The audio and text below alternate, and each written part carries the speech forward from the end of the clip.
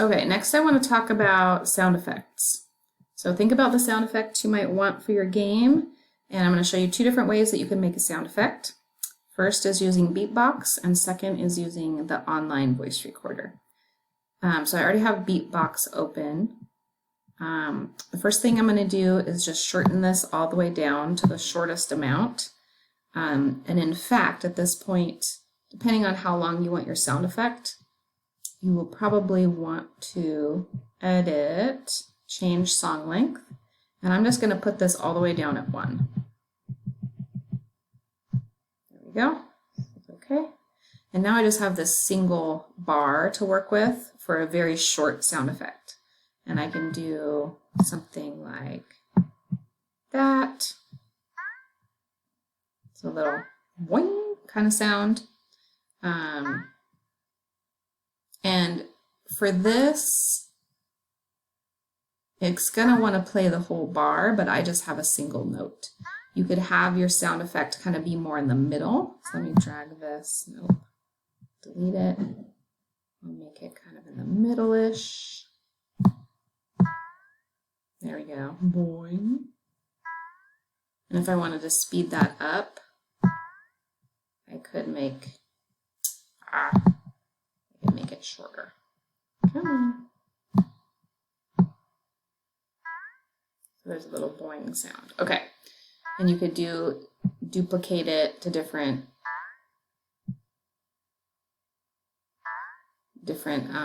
notes to make different sounds. Okay, so that's just a very simple sound effect. You want to make sure that you have gotten rid of the extra bars. Otherwise, your sound effect will be very long. So this is just, this one is this whole section here. And I'm leaving a little bit of dead space at the beginning and a little bit at the end. So it's not just right at the beginning. And you could do it the other way around. You could put this right at the beginning and leave the dead space at the end, or put it at the end and leave the dead space at the beginning. Okay.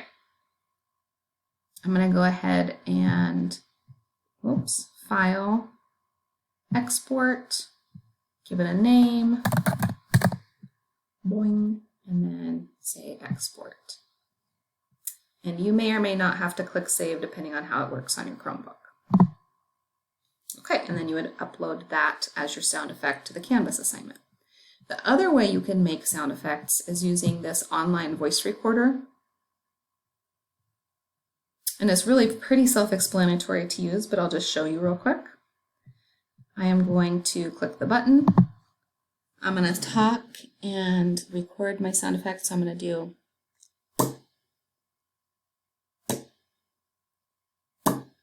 okay, let's see how that works.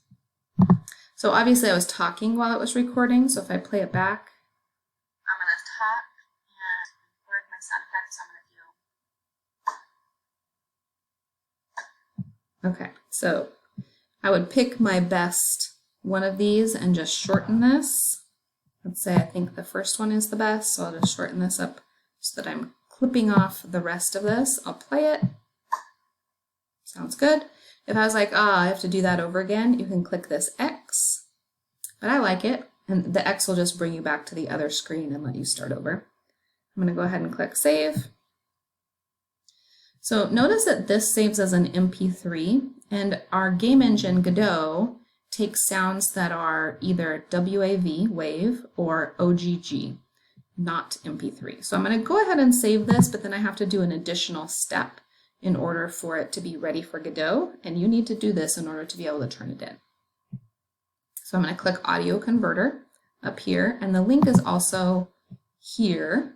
That just brings you to this other tab in the same website. I'm going to open my file that I just made. This one, I think. Okay, and then you can see the list of files that you've uploaded here. So if you had a bunch, I think you can do more than one at one time. And you're going to choose OGG if it's speech, like you're talking, or if it's a longer sound effect, like pretty long, then you would want to choose wave. So in Godot, there's some memory management that they recommend these as being more efficient than other formats, like than using the other format. So I'm going to choose OGG since mine was real short. And I'm going to scroll down and say convert. And then I need to download it. And now is type OGG, which is what I want. And there we go. So then I would have my sound ready to upload to the assignment. And that is all. Have fun making all kinds of sound effects.